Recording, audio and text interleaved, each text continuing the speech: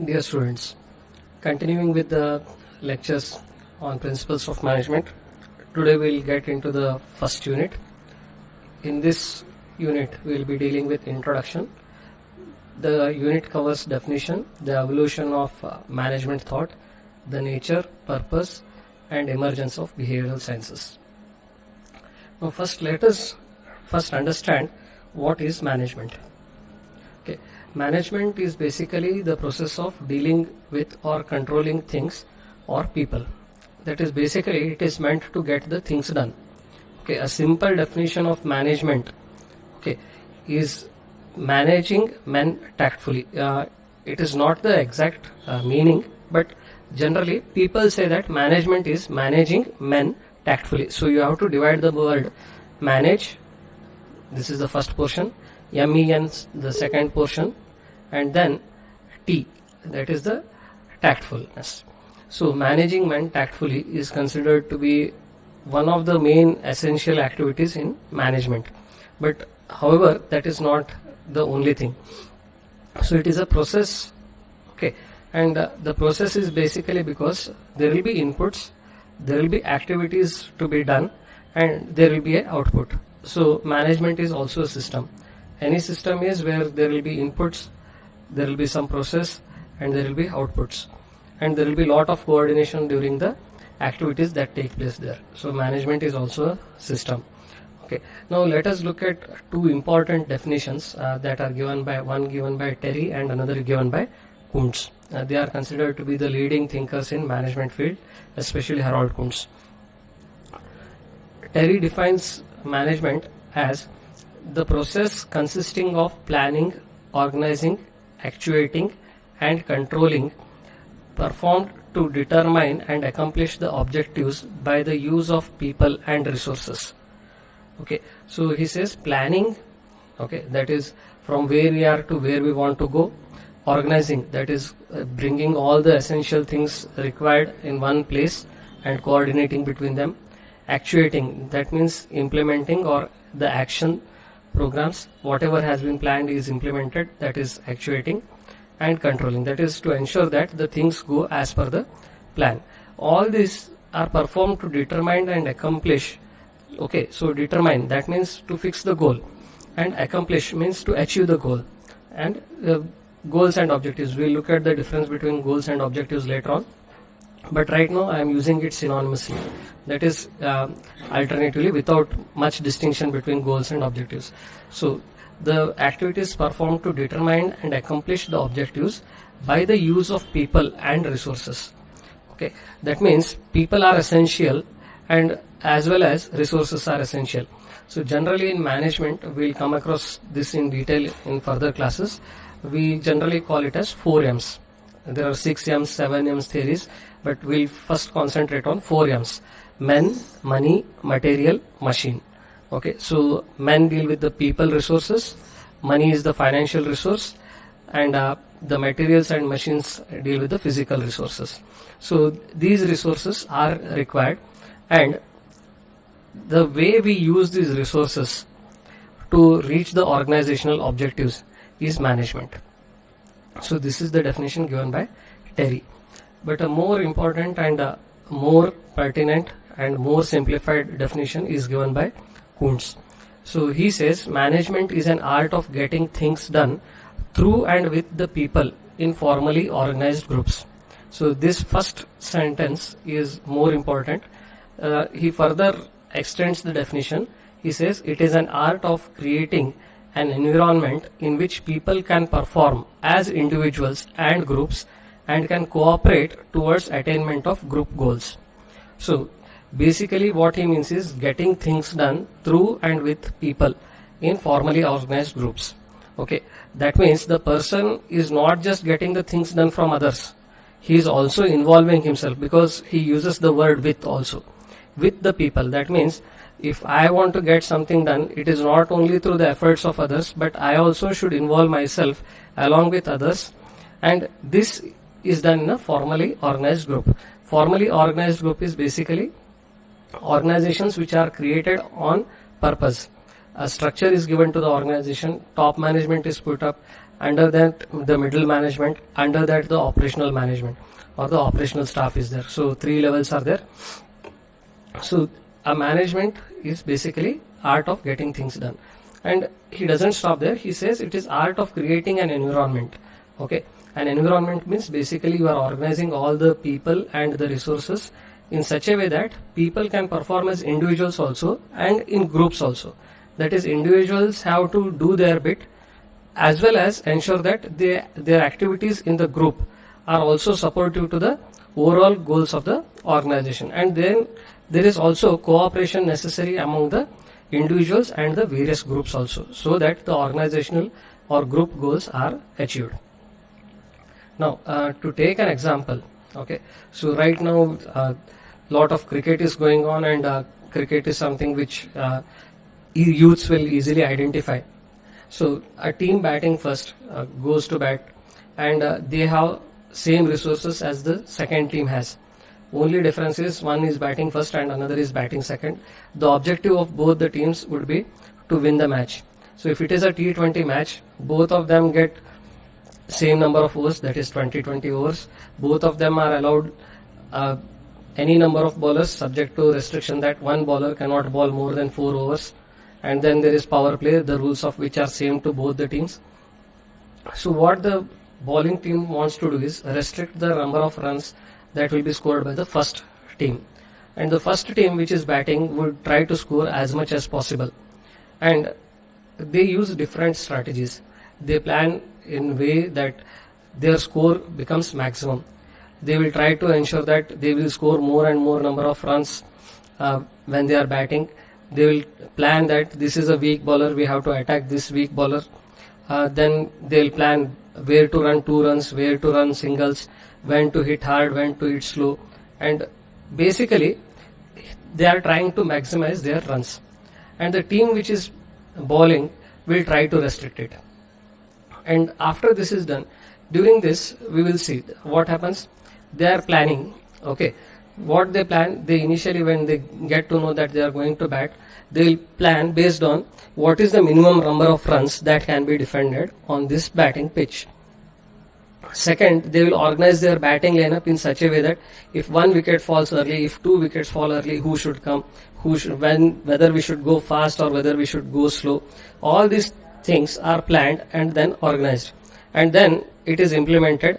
And many times you see that 2 batsmen are batting and the captain sends a message through using a person who takes a drinking bottle, and he comes inside and gives instruction to the batting persons. That is, he is trying to control, because he is outside the ground, he cannot come inside, he will send a message through the messenger. So all this is done. This is an example of planning, organizing, actuating and controlling. And this is basically done because they want to reach the minimum number of runs they had set in their mind as the runs that have to be achieved. And there has to be coordination and cooperation between them. Now if you look at them, the batsmen who are there between in the pitch, they have to run properly.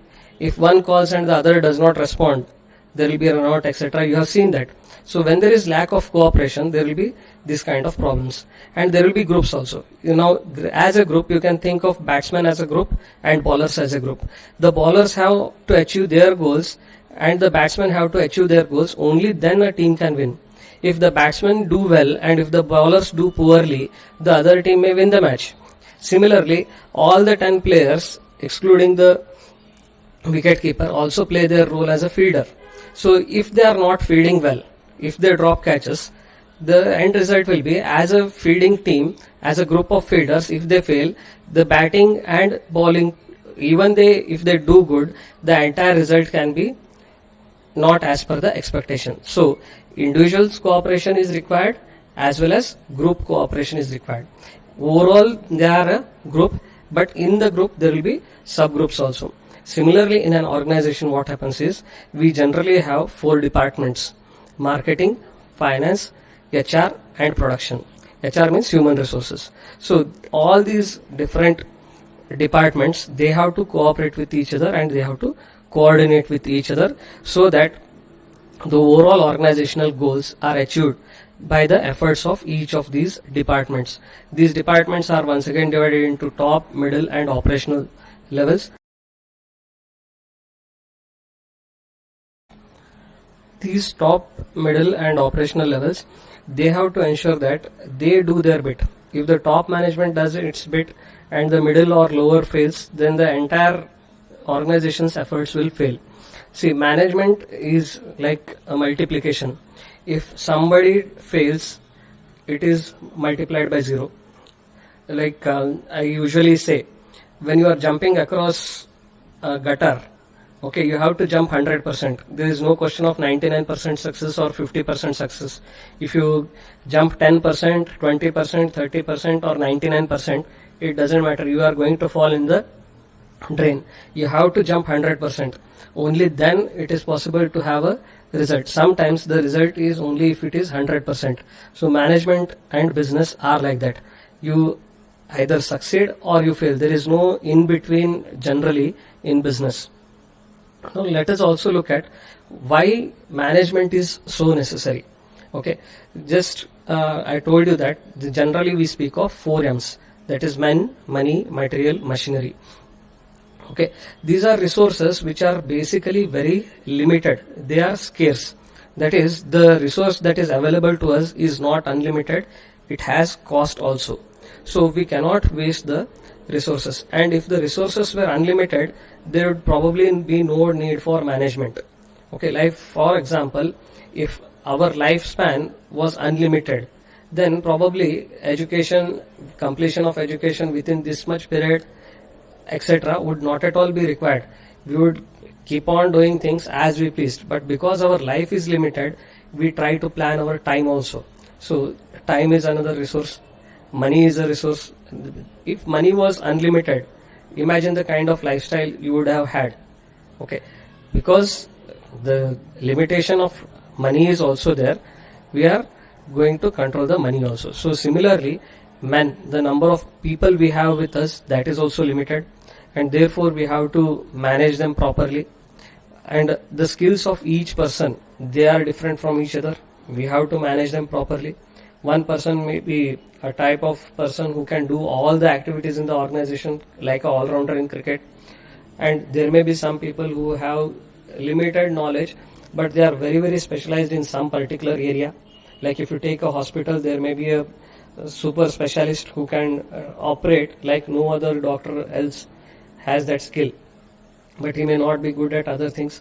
So it doesn't matter. We require different types of people with different types of skills, and using them in the appropriate place at the appropriate time, doing the right thing at the right time at the right place, that is management. Okay, now apart from this, we should also remember that people need to know what is to be done by them, and they do not know automatically what is expected of them. So people require to be guided, they require to be told what are the resources that are available to them, and you must also provide them the necessary resources to do their job. You cannot just bring a person and say that this is your job and do it without giving him the necessary resources. To provide the necessary resources, there must be some people, and these people usually they arrange for the resources and they distribute the resources. They are given the authority to acquire the resources and distribute them.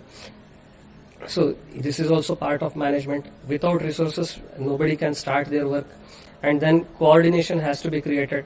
Our organization structure has to be created where people know who is at their same level, who is superior to them, and who is their subordinate, to whom they can ask for help, where should they report their problems, to who are the people whom they can give instructions, who are the people from whom they can take help. All these things have to be known to the person who is working in the organization. So coordination has to be created. There must be hierarchy, that is who is superior, who is equivalent to you, who is subordinate to you. This must be clear, otherwise there will be clashes between the people on the negative side. On the positive side, people may become too much friendly, and that may create its own set of problems. So you need to have a hierarchy in the organization. Similarly, authority, responsibilities must be clear to everybody. Every person must know what is his role, what are the powers he has, and what are the things for which he is answerable. that is authority and responsibility must be clear to him. Apart from this, supervision is necessary, because people when they work, if they are being supervised, they generally work more efficiently. Just for example, when your parents are asking you what is your study, what is your progress in study, you would be concentrating more. If your parents are neglecting your studies, there are very few people who will be self-motivated to work on their own. But when your parents are asking, you begin to concentrate and work more on it, and you do it a little bit more seriously than if you would do if there is no supervision. So that is another psychological reason. But apart from this, there may be errors that may be happening, there may be deviations from the plan that may be happening, there may be mistakes on part of the employees. So all these things have to be corrected, and for that once again supervision is needed, and for this management is essential, because supervision is an essential part of management. So basically the need for management arises because resources are limited. If the resources were unlimited, there would hardly be the requirement for management.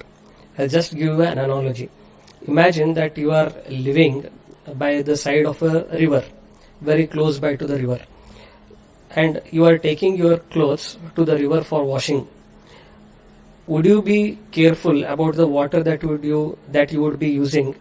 No, you would just wash it in the water, and you would not be concerned about how much water you are using. Now in the same place, now imagine that you have to go to the river and fetch the water to your house and wash your clothes there. Now you would be very much careful about the water being used. You would not use it as you used at the river or the stream, because water there was unlimited, so you never thought about managing the water there. But here at your home, when you have got 2 or 3 buckets of water, you are very careful, because if you run out of water, you have to go and get the water once again, which requires time, energy, effort on your part. So because these are important, time is money, one, effort is important, so your energy is also important. If you are saving time on one activity, you can do something else in that time. Your energy and effort are also equally important. So all these things, apart from these things, when you waste resource, now the same thing, if you are to pay for the water, in the same example, you go to the river and they say, okay, 1 bucket of water at 20 rupees, you would be much more careful. Okay, probably you would postpone the washing of clothes every day if it was not free. Even if it is free, going and bringing it, you would be careful. But if it is charged 20 rupees or 50 rupees per bucket, you would restrict the usage to the minimum, because you are spending and you feel that it is a waste of money if I waste even a drop of water. So this is an analogy that I am giving for you to understand that the need for management arises because resources are limited. The resources are men, money, material and machine, 4 M's. Time, energy, effort, these are others. Management is another one. Methods are another one. Management itself is also known as a resource. These are 7 M's plus time, energy, efforts. So with this, I'll be ending this video. In the next video, we will be looking at various functions of management.